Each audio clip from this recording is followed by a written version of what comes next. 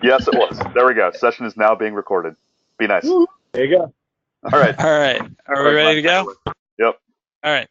So, um, there's a bit of a developing sales opportunity at HUD. I don't know where it's going to go. It's in the very early stages, but it did bring my attention to Lambda in AWS. That was the point of this, and it had the whole reason this came about was because of cost. And basically, it sent me down the rabbit hole of Lambda and serverless websites and serverless hosting. It's very interesting technology. It's been out there for a little bit. People are just starting to come up, so I believe it pays for us as a company to know something about this. So at the very least, we can talk intelligently about it. And my hope is that after this presentation, you'll know enough to at least key in on when something is a good fit for Lambda, and you'll have the basics so that if a client asks you about it, you can sound really smart. All right, with that, next slide. So we're going to go through an intro, some high-level concepts about what Lambda is, what we mean by serverless, how to build a website without servers. We have an example running application. We're going to go through the architecture of that application, a quick spiel on who uses it, why it's a big deal, some thoughts on how to test a Lambda application, how do you apply CI to a Lambda application or website, some other, what's it for, what's the big deal, some limitations that from using it I can tell exist, and some of our conclusions, and then we'll have a quick Q&A session. All right. What is Lambda? Well, according to AWS, Lambda lets you run code without provisioning or managing servers, and you pay only for compute time. Basically, you jam your code into the AWS console and magic happens. So that's the TLDR there. Upload the code and let AWS do the rest. Azure has an equivalent service called Function Apps. So they're definitely trying to line up and compete here. But I believe, as with everything else, Amazon's offering is much more mature and refined. So the whole point of this is that if your use case is right, you can drastically simplify your overall infrastructure. Lambda, however, is just one piece of the puzzle to create a working application. If somebody comes rushing out to you all excited and says, serverless Lambda, you got to take a breath, lower your head, and think about the use case, because Lambda by itself doesn't do anything. Like, you have some code, it returns a result. It's all about what you do with it next. So you need to be asking the question, okay, well, what is Lambda interacting with? What is Lambda interfacing with? What is Lambda doing? But otherwise, Lambda itself is just a compute engine. And so while Lambda can call out, there's really no visual piece unless you're using some other part of AWS. Now, if somebody says S3 Lambda Dynamo, now you can start to get excited. They have a grasp of more than just the buzzword. You can set limits on your code. So when Lambda's up and going, you can definitely say, hey, do not exceed, using this much memory or this much compute time. And you can use KMS keys in AWS to limit access to who can and can't use something in particular. So you use basically encryption keys and manage access that way. Otherwise, there are some other methods as well, and we'll go over one or two of them, but that's what you're looking at to make sure that not just everybody can hit your Lambda function and rack up all your CPU time. All right, next slide. So callbacks, some high-level concepts. One of the things that you're going to have to start getting familiar with if you want to use Lambda is a programming concept called callbacks. long and the short of it is you're passing function pointers all around. This provides a clean way to communicate with the AWS infrastructure in a protected, controlled manner. The downside is that if you're not familiar with it, or if you've been doing functional programming or structured programming for a while and not using callbacks, it does take a while to get used to everything. And basically, the syntax, the syntax, the conventions, what some of the limitations are, the side effects, and how all that pans out. It just takes a while to get used to basically learning all that. So definitely highly recommend a refresher and callbacks if you want to use Lambda. Another thing that you're going to have to be familiar with is, like I said, Lambda by itself doesn't do anything. You need to be able to access Lambda. You need to be really familiar with HTTP methods, because Amazon will provide you the API gateway, which will open your Lambda functions up to the world, or maybe just a VPN or whatever. But it's basically a RESTful way to get to your Lambda functions. And it's a very nice scalable infrastructure that you can put in front of it, but you do have to be familiar with what each one of the HTTP methods does and what the limitations are with them. Each page can use it. Question about that. And does that imply that you can write it in all the various languages as long as you can kind of comply to these API, the RESTful interfaces and whatnot? Like, how does it have to be written, or will you get to that? I will get to that. Okay, good. The quick answer is that you're limited into what languages you can write Lambda functions in, but you're not limited in anything that can use a REST interface can use your Lambda functions. Does that make sense? Okay. Take it on mute. Each page, so the whole idea here is that each page can use a set of Lambda functions to render dynamic content or perform some sort of action, like what would be backed by a button would be a separate Lambda function, et cetera, et cetera. But like I said, you have to have some idea about how to do that.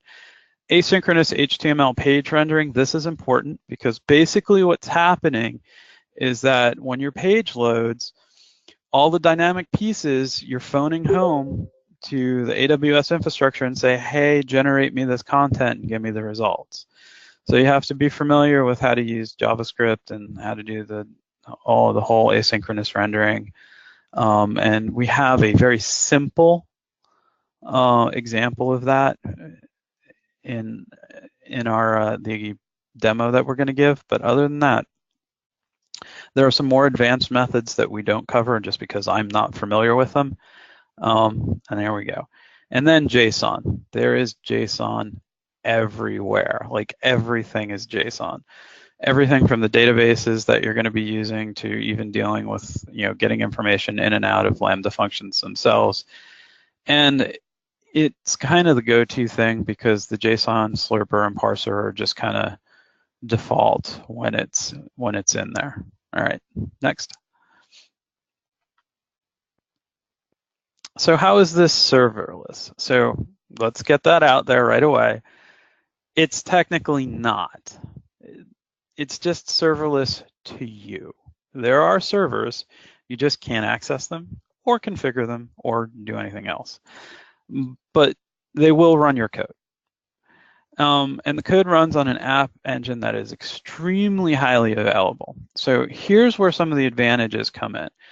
The disadvantage is you're not going to be able to tweak your memory or your stack size or get down in there and change storage or do any one of another 100,000 other things. But what you can do is rely on the fact that the language that you're using is always going to be up to date, that the infrastructure that you're using is going to be maintained out from underneath you without you noticing. You have a very defined interaction with the platform. You're going to be passing zip files back and forth. So that limits the kind of artifacts that you can produce, which can simplify your CI pipeline.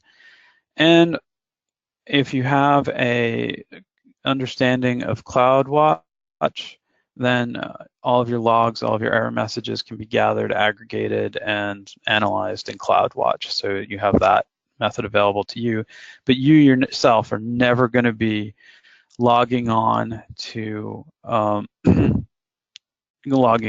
server or checking something. It's all going to be done through this interface. And so that's kind of what we mean by serverless, right? You upload your code in a zip file, and as far as you know, it either works or it doesn't. All right, next. So how do you build a website without servers? I mean, where do you put stuff? Well, like I said, Lambda is only one piece of the equation. So for this simple example, we use S3 buckets, and we use a website type bucket in S3 to hold all of the HTML or JS or whatever you happen to be using. But you have to keep in mind that the things that you put in these buckets, there's going to be no server-side interpretation of the code. It's all going to be done by the browser. So this is where those RESTful interfaces come in. You're always calling out to those Lambda functions to generate the dynamic content. And this allows the hosting of all the static content, images, everything else in S3, and it cannot do anything but serve the content. There's no back-end scripting capability, no concept of versions.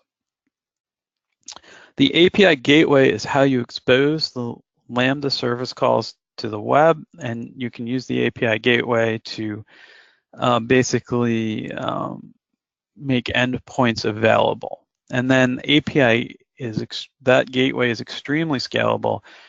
You know, you recommend you can do HTTPS endpoints if you want, and they can be linked to various other services, including Lambda, through that gateway. Anybody who knows how to talk to gateway, you can natively use it. They'll present, like, there are certain other services that will present, you say, hey, you drop it in, and you can hit predefined endpoints, and stuff will just work and return data for you. On top of Gateway, Gateway knows how to use Cognito, and this is where all your user authentication can happen. And it can use SAML, OAuth, Google, different types of OAuth. Like, we could use our free IPA provider that we have up and running to back all of our user storage if we wanted. And lastly, in this demonstration, now we're not using Cognito in the demonstration. That does take a little bit to set up, but we are using DynamoDB and NoSQL database store that handles all the stateful data, and it handles basically anything that we want to remember. All right, next. Cool. So let's take a look at the actual code. Let me back out of this presentation, and we'll take a look at it. So we have a sample file here in GitLab. Where did that go? That's here. You guys can all still see my screen, right? I didn't lose the screen share. You're all good. Awesome. Yes, it's wonderful. Awesome. So we have an HTML file here. This, as you can see, has a reference to a Amazon API gateway call. That's loaded through Ajax. Sorry, go ahead. Can you make it big enough that we can read it? Yep, sorry. I have no idea what that is, so let me know when it's good. That's a little better. That's better. Oh, that's definitely Thank you. nicely big. Thank you. Okay. The idea here is that we have a bunch of data sitting in a table in DynamoDB, and we want to pull it out and load it. Glenn can probably explain better where the data is coming from. I think it's a FEMA disaster management. Yeah, so FEMA has a REST API that links all of the declared disasters and their locations and a little bit of other data about them. And basically what we're doing is we want to update that data on a somewhat frequent basis, cache it in our DynamoDB, and then we want to display it. So this HTML file is the display. This is loaded into S3, and we make it available here. So what about the backend? There are two separate Lambda calls that we have here. One is data insert that calls, this is API gateway I'm showing you right now, that calls out to a Lambda function that goes out to FEMA, grabs the data, and sticks it into the DynamoDB table. And the other is this myLambda microservice function that just calls out to our Lambda function that renders the actual table. It pulls the data out and provides it in a format that the HTML and JavaScript that we have sitting in that index file is able to parse and put together into an actual table. On the Lambda side, what do these things look like? First thing you should probably notice is that the runtimes on these are Node.js. I don't know if you guys can see the whole window or not, because I see GoToMeeting blocking this, but anyway, all right. So these, as you can see, they're not. If You're good. you're showing us something other than the AWS Lambda console, then we can't see it. All right, perfect. So my Lambda microservice, as you guys can see, there is a JavaScript. Someone is making a bunch of noise. Can they mute? I'm not sure who that is. Anyway, so there's a bunch of JavaScript here that loads it. There is some header modification that's done in order to allow cores to work. We'll talk about that more in detail later. But because we're crossing between S3 and AWS API Gateway, there are issues with the cross-origin requests. But the idea here is that we have a function, and when on a get, it pulls out the data and returns it back. Right? That's the basic function of this AWS Lambda call here. It's not doing too much. On the other side, we have the data insert, and this one just goes to the actual the FEMA site, pulls the data out, and sticks it into the database.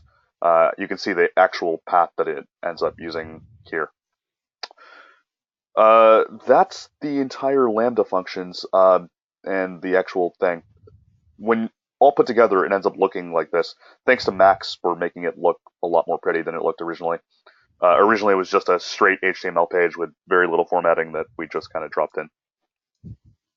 And is it just CSS to make it look like this then?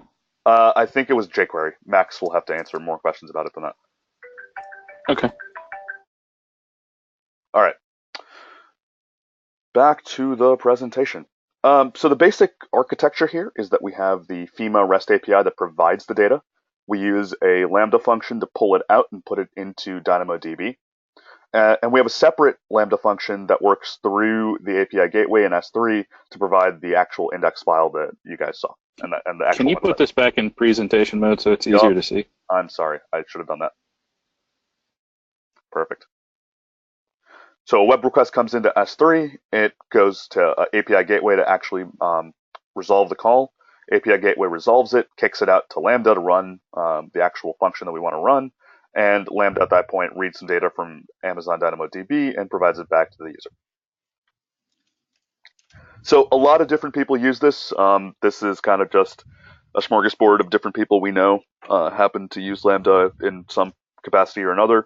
It's a good idea to pick up what it is, how it works, and some familiarity with it, because it's going to become more and more popular for people over the next couple of years.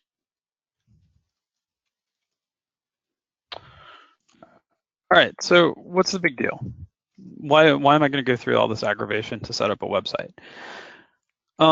So I see this repeatedly in especially in a lot of the federal customers that we have. People really, honestly, at a certain level, don't care about computers. They don't. Like at the executive level, they hate computers. They cost money. And there are these IT people that they constantly have to deal with, telling them how they have to spend more money to do things cooler and faster, right?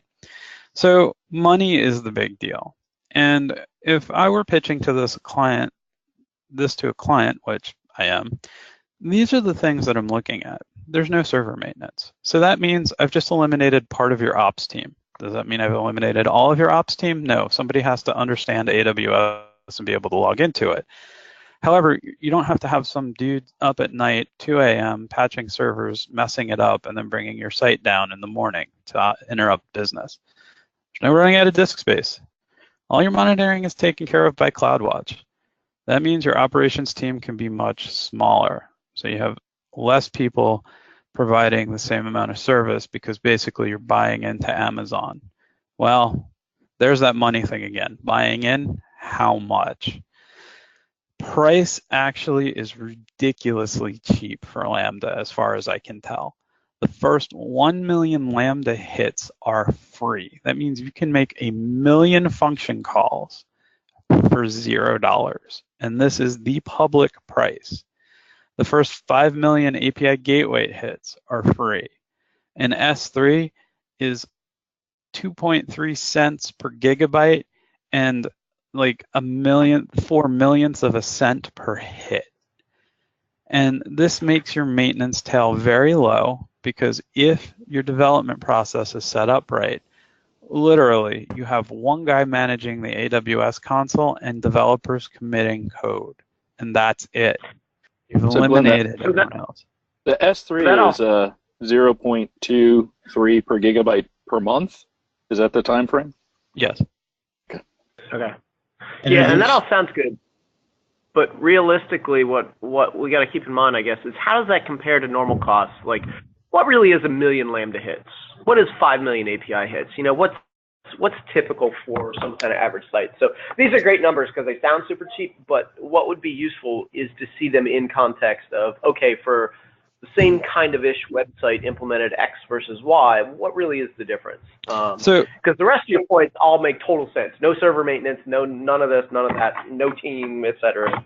Yay. So even if you take the free piece out of it, when you have to start paying for your Lambda hits or your API hits, it's still ridiculously cheap.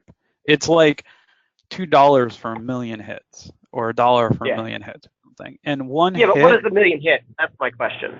So you might spend anywhere from 1 to 20 hits per web page per render, right? Okay. Depends on how much active content you have in your screen and how you've written your Lambda functions.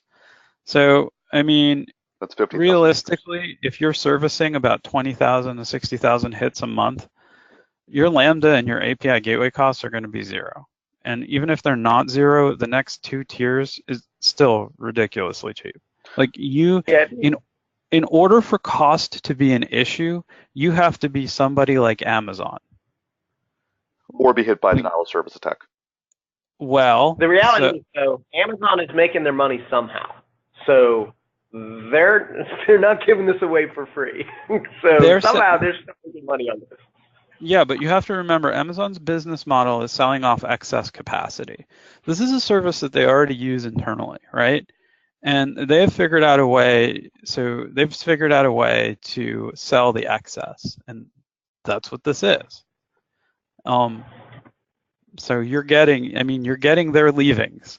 Now you have certain service guarantees, but that's why it's so cheap. Well, to Rich's point, and maybe to Glenn's point, we know they're making money off of this, maybe not a lot, but and it's definitely a benefit to everyone. But think of it this way too. So once you do this, right, you're locked into Amazon. You can't really take your Lambda code anywhere. This is vendor lock-in. And this is what they're using to entice you over. So this could even be a loss leader. We don't know.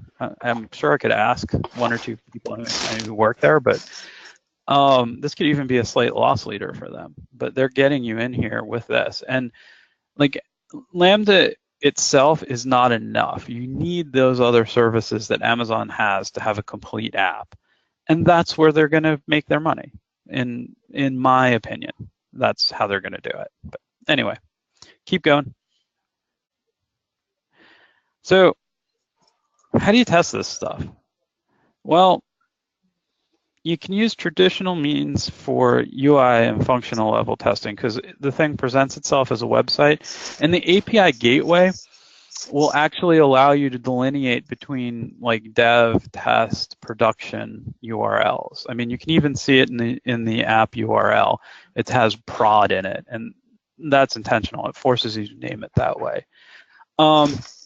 So from a high level, not much is going to change at all. You're going to use your Selenium. You're going to do, you're going to have people bang on it, et cetera, et cetera. You're still going to do, you can do API level testing from Jenkins, but how do I do the stuff how does a developer test it? Like, how do I do unit tests? You know, Gene, unit tests where I have both the database and the app at once, right, Gene? Yes, exactly. That's how you do unit tests. Absolutely. You need to pull together. No, to the unit. On the VPN, just start running your unit tests. But if you want to do real unit tests, the kind of unit tests that Gene really likes, you have this thing called Lambda Local, where you can simulate the runtime locally, and you could get it part of a Jenkins job and run a bunch of tests. You have a local Dynamo server so that you could test your table structure and stuff like that, and test data migrations locally. And other than that, you are going to have to use the Amazon infrastructure and use the API gateway stages to test, do low-level integration testing, so anything above the unit level, right? And actually, this is kind of good because it does enforce a little bit of discipline as to what you consider a unit test. Because your unit tests are going to be limited. You're only going to be able to test pieces of your Lambda code. You're not going to be able to reach out and do that other stuff until you get it into the gateway. The nice part about the gateway is that it allows you to have different environment variables for different stages. So this way you can be sure that your code is reaching out to the dev database in the dev stage, and the test database in the test stage, and the prod database in the prod stage, right? All connections to external resource sources should be set in these variables in order to help with that. So that is one of those things where ahead of time you have to do some planning as to how you're writing your Lambda functions. And next, the variables need to be passed back as parameters or accessed in the context. And there's a thing you have to do to be able to do that in Lambda. All right, what else we got? So can you CI/CD this? And the short answer is yes, you can, of course. But you can't use some of the traditional out-of-the-box methods. You're going to be heavily using some Jenkins plugins and some AWS CLI. All your deployment archives are just going to be zip files. I'm pretty sure maybe some XML if you're throwing some cloud forms up there. And you need to work out this idea of stage promotion using the API gateway if you're going to have this doing continuous and automatic promotion. Database management can be an issue, especially if you're using Dynamo. There are not a lot of NoSQL tools where you can sync things up properly. There are some. If you're using traditional databases, then you don't have to worry about it. And you're going to be spending some good amount of time doing the local instances of the AWS services that you can stub out and run locally, like local Dynamo, local Lambda, and whatever else you have. So one of the thoughts, Glenn, go back to your zip files there for a second.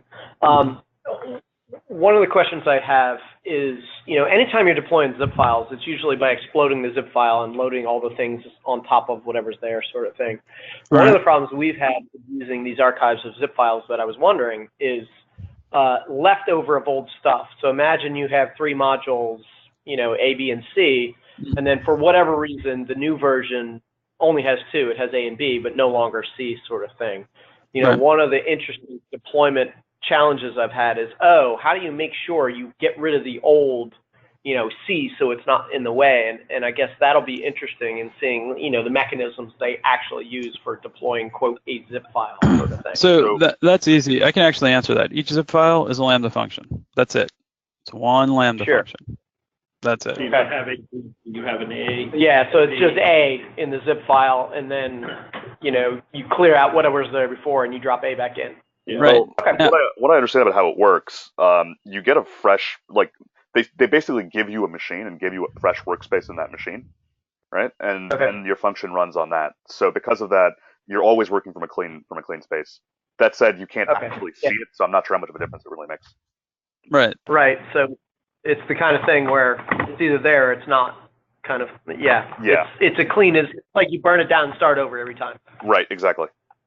It's not quite every single time, right? They do leave it warm, and you can ask them to keep one warm for you if you're getting a bunch of requests for performance reasons. There's a spin up time otherwise, but okay, cool. All right. So what kinds of things would you want to use this for? I said static sites here. I don't literally mean static sites that have no JavaScript at all. But you should be thinking about things like, blog posts with minimal JS rendering, other sites like that. The idea here is you want to load a page, load some data, and just render it. If you have a ton of backend calls or things that are happening super conditionally, this is going to start getting harder and harder to maintain your application. So, think web pages, not web applications for this initially. That's what works very easily through Lambda. Other things to think about moving to Lambda are your occasionally run short runtime code, right? Like your database cleanup scripts or other things that you might stick in Jenkins or cron and just kind of leave and forget for a while. Think about moving those to Lambda because then you don't have to worry about the infrastructure those things run on. It basically just saves you time, saves you money in the long run. And something else to think about is taking bits of your application functionality, your web application, and slowly moving some of it to Lambda. Going all at once is hard, and for a lot of projects, for a lot of teams, that's just not going to happen. But if you take it apart, if you start refactoring, if you start breaking down functionality into pieces that are independent of each other, one thing that happens is you start moving towards microservices, which is a good idea. You start getting independent bits of code, which is a good idea. Things stop being so dependent on each other, and you can move those pieces to Lambda and basically reduce your server costs. But it's not a one-size-fits-all kind of thing, right? You can serve any website this way, but it really depends on your application architecture. Look at all those pieces we had to pull together to make a very simple site work. There was 3, 4 different pieces of Amazon's architecture that we had to pull together to make this all work. A more complicated application is going to need a lot more services. And scripting all those things, testing all those things, it only gets exponentially more difficult. So consider which pieces you actually are able to move.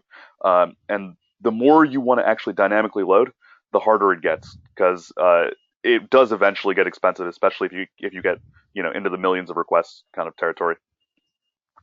But again, breaking an application down means that you have less codependent code, less commingled code. Your architecture of your software starts to get better. And so that's one thought I want to offer is that one strategy for moving applications towards this is to start hybridizing your applications. Use the API gateway to proxy requests between your application API and Lambda, and so you can slowly start moving code from your application API over to Lambda, looking for things that are relatively independent first. It depends on the specific application we're talking about to know what those might be, because it really depends on the architecture of the code. But I'm sure every single application has something they could consider moving like this. And once you move a few things and refactor a little, it will get easier and easier to move more and more. Things to think about moving initially are things like data load requests, right? Like that table we had, we were just pulling some data out of a database and rendering it. That's a pretty good target. Things that would normally run as independent processes or run on separate machines are great targets because that's exactly what Lambda is doing. And then anything you would think about parallelizing in your application is a pretty good place to look because those things are basically places to go look for processing or work that's being done that can be done asynchronously or in parallel. And so it's a lot easier to move those things. All these things kind of naturally force you to move towards microservices, so this becomes a strategy for promoting them and a strategy for breaking an existing monolithic application down. And the goal is to use traditional architecture where it makes sense, for really, really complicated things that really benefit from the tight integration. Whereas Lambda really pays off in terms of its independence and keeping the various pieces from stepping on each other all the time. So limitations. As we mentioned before, I think Rich asked earlier, there are a whole bunch of languages we might like to use to write our APIs. Lambda doesn't support most of them. You have 2 really specific versions of Node.js and 2 really specific versions of Python, and that's it. You don't have access to underlying servers at all. I don't think you even get you can try Node.js letting file system drivers and whatnot, and they're never, or file system libraries, and you're never going to get to see what's going on underneath and install extra dependencies or any of that. There are tricks. That is a good point. Yeah, go ahead. If I understand what you mean, you have no local file storage, you have none of that kind of crap that you caching or anything else. All you can do is make remote requests to a database or some other pseudo persistence store or API request. Yeah, right. Interesting. And some other things. Oh, go ahead.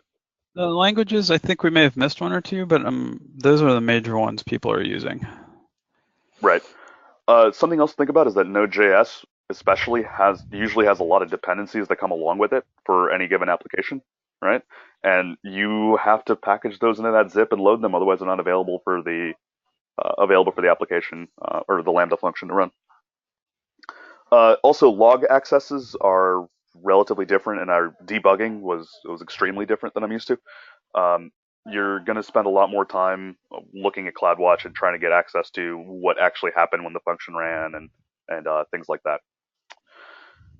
You also don't get defined IP addresses, right? You just kind of have a DNS URL to hit. It's a rather different outlook, and you become very married to the cloud provider. Obviously, here we're talking about AWS. If you use Microsoft's function service, then you're going to be tied to them. Google has some equivalent, and you'll be tied to them if you use that.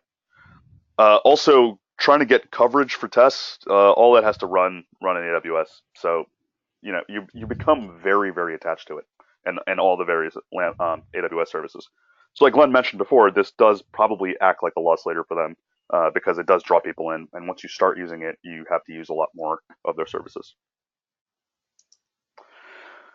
Gotchas. Lots of stuff that went wrong while we were trying to put this together a couple of months ago now. The main thing was cores, because S3 was where the site was loading from, and our request was going out to a different Amazon address.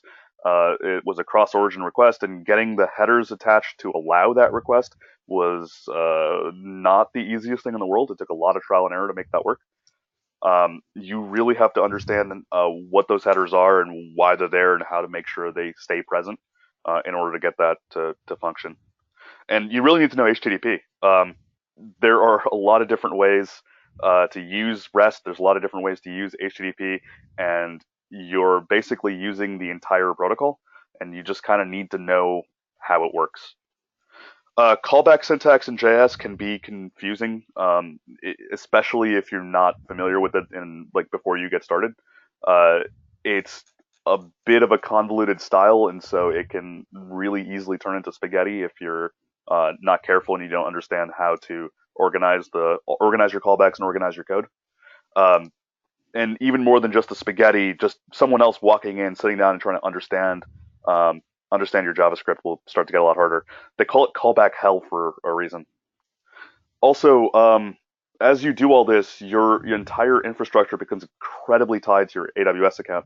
That tends not to matter so much for us, but for some of our clients, that's important. They don't want to be tied to AWS and just AWS.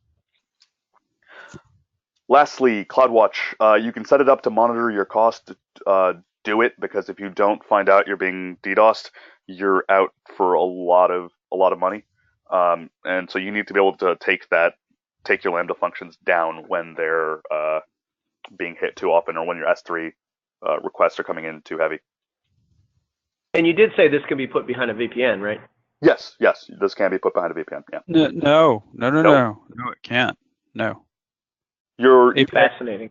API gateways open up to the world. You can allow API gateway to access a VP or a VPC. Sorry, I meant that your other resources can be sitting behind the VPN. I didn't mean the API gateway. Sorry. Yeah. So. But the front end exposed to the world, so your whole DDoS thing is, well, hey, if somebody finds me and decides to pick on me, then I need to have throttling mechanisms. Yeah, but you can limit. Like, for example, in order to make sure that Lambda doesn't eat your resources, you can basically make sure that only your S3 bucket can call your Lambda functions, and then you can put some kind of logic in your web pages. So you can make it so that only your website can call your Lambda functions. But if your website gets slammed, then you have to take that into consideration. Sure. Okay, makes sense. It's not just DDoS. I read a report by a guy who spent like $400 because he accidentally recursively called his Lambda functions. And it took him like a week to figure that out. That's kind of great. Yeah. All right. So that puts it in context, right? $400 a week for an infinite depth recursive call to myself. Crap out of yourself. Yeah. I told you, it's number one, it's cheap.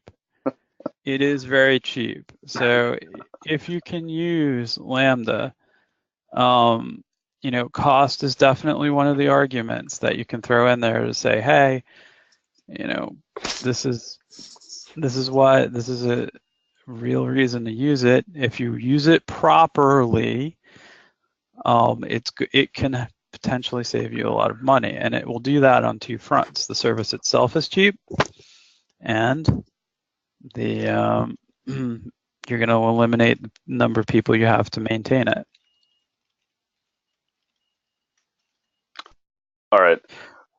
Last couple. Oh, go ahead. Yeah. Also, I mean, you're as scalable as Amazon is, right? That's part of the fun part about using this. It's their architecture, their code, their engine, and they're big, so you can do a lot. Downsize, you have limited platforms. You don't have access to any of the underlying servers. You may have to have some advanced Amazon foo to debug your application if you're not sure what's going on. And you don't need to worry about the underlying platform. You need to worry about it in terms of the fact that if you have an Amazon outage, you have a problem. But otherwise, you're good to go. And there's something important about that last item. Some government clients don't like that. However, they do have a certain class of applications that fit on Lambda.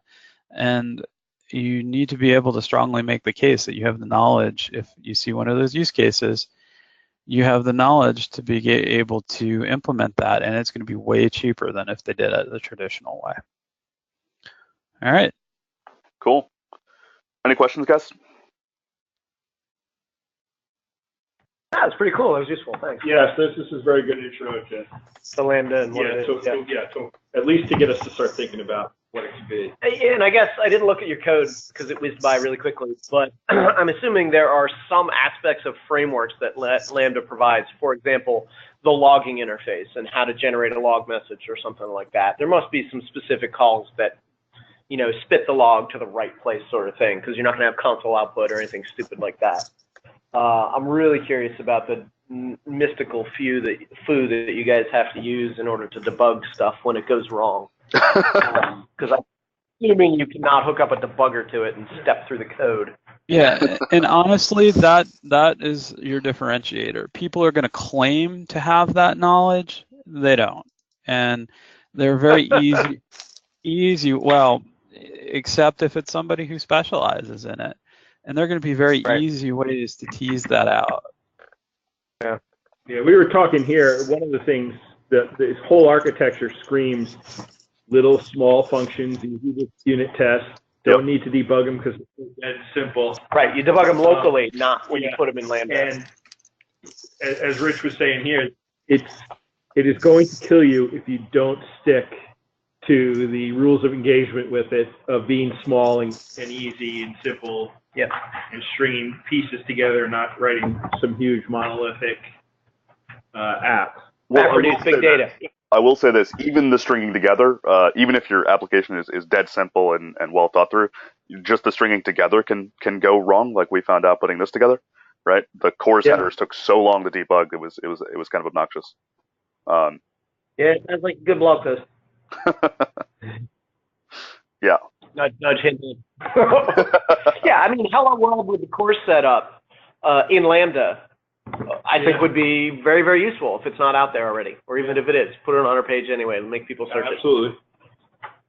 Sounds good. Yep. So Arjun and Glenn, can you guys clean up this recording and then get it out on the Coveros YouTube channel and let Owen and I know that it's there? Sure. Sure, no problem. I just think it's interesting to mention that this isn't the only thing that Lambda can be used for.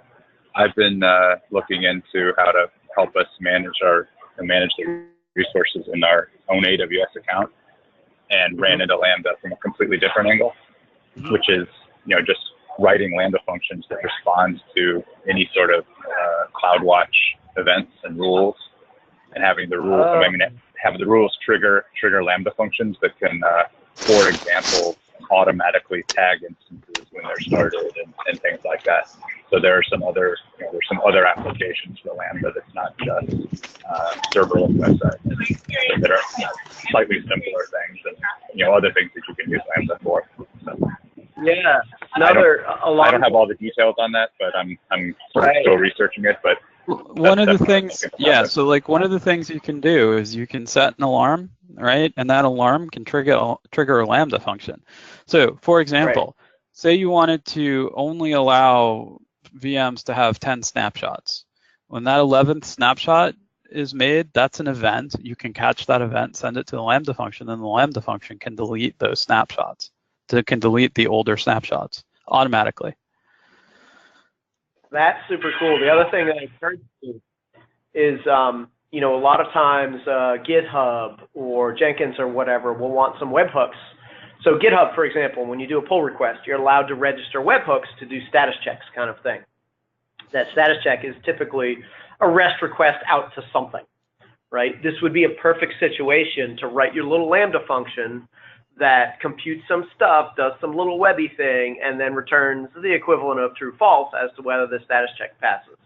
One of the challenges I've had is, okay, if somebody writes that function, where do I host it, right? A Lambda function sounds like a perfect place to put that. Also, though, if you're going to do that, you might also want to consider code commit, which is an offering by AWS as well, where it's basically their own Git repo. And the reason I mention that is because then when you're using things inside Amazon, you typically don't need the API gateway. Or the API gateway, I think it's the one way you can get out of having to expose your Lambda function to the internet. Like you can just say, hey, this is coming in from Amazon. And they're like, all right, yeah, we got it. And you don't have to have that public URL. Yep. Anyway, good stuff. I like it. Cool. Anything else, guys? Awesome. Thank you. Thanks, everybody, for your time. Thanks, guys. See you. See you around. Thanks. Thanks. Bye. Thanks, guys.